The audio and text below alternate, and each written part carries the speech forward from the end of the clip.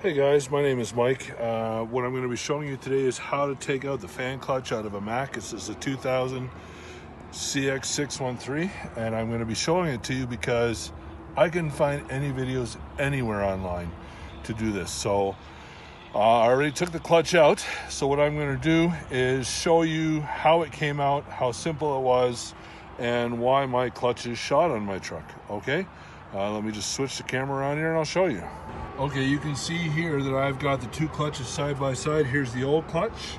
See the space here in the lining, how bad that is. And if you go over to the new clutch, you can see how good this plate is here. So there's no wonder this thing's just completely burnt up.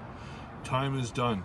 Well, the reason I knew I had a problem, I was coming through Montana and my fan wouldn't turn on. And as I stopped the truck to let it cool down a little bit, I could hear air hissing out of the front of the truck. And when I went to go see, I could see air coming out of, I could hear the air coming out of this.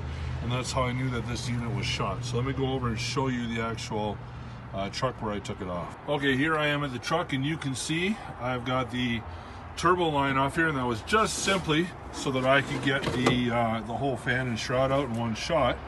Nothing complicated. This is gone now for that, but the shroud I could leave in place even. That's how simple this was. So right here is this unit, and you can see one bolt sitting on here. Well, there's 6 bolts that run around this rim, and they just simply, a little bit of elbow grease is all it took to break them off with a wrench, and I'm free. And this plate just mounts right on up on top of it. Let me show you that clutch and you'll see what I mean. There you go, that's how the clutch sits in there. See that bolt up on top? Well, every one of these pieces right here, I apologize, I'm trying to do this on my cell phone. Every single one of those little slots there like this had a bolt in it. So 6 of those slots, that's the thing, you loosen them all off. Whole clutch and assembly comes out, and you can see all these bolts around the other side there is for holding the fan onto it. So I'm gonna, there we go. All right, I'm gonna put this back together, and once it's back together, you'll see exactly how it came apart.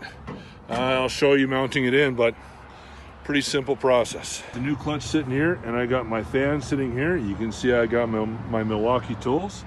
They sure don't sponsor me because nobody does, but they are by far the best tools, and I would recommend them to anybody.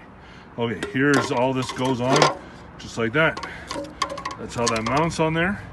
And then we got a bag of new nuts and washers, and I'll take a quick shot here in a minute when it's all put back together. All right, there you go, guys. Now you can see that all put together. Got lock nuts and everything on there. Hold it together nicely. I'm going to start getting into putting this unit on. All right, if you guys are being observant, you'll notice I moved that one bolt from the top down to the bottom, and that's obviously so I can slide that fan on and not have to hold it in the air. I'm going to put this fan on, and then I'm going to put another bolt in to secure it and hand tighten down both those bolts, so you won't watch me do it. Gotta use both hands, but should be pretty straightforward. All right.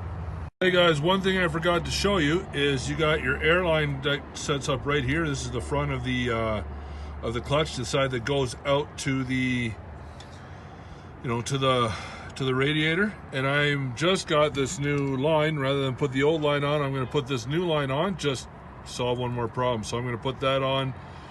Feed that through as I do all this, and I'll show you guys when it's in. All right, there you go. You can see I've got one nut in, bolt in on the top side, one bolt in on the bottom side.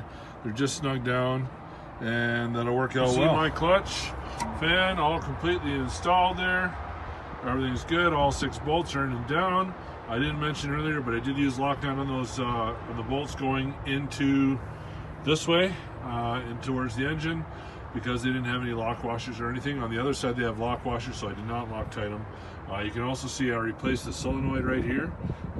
Pretty straightforward. I don't think there's anybody who needs to know a video on how to do that, but if you're unsure, please hit me up. I'll be happy to answer your questions.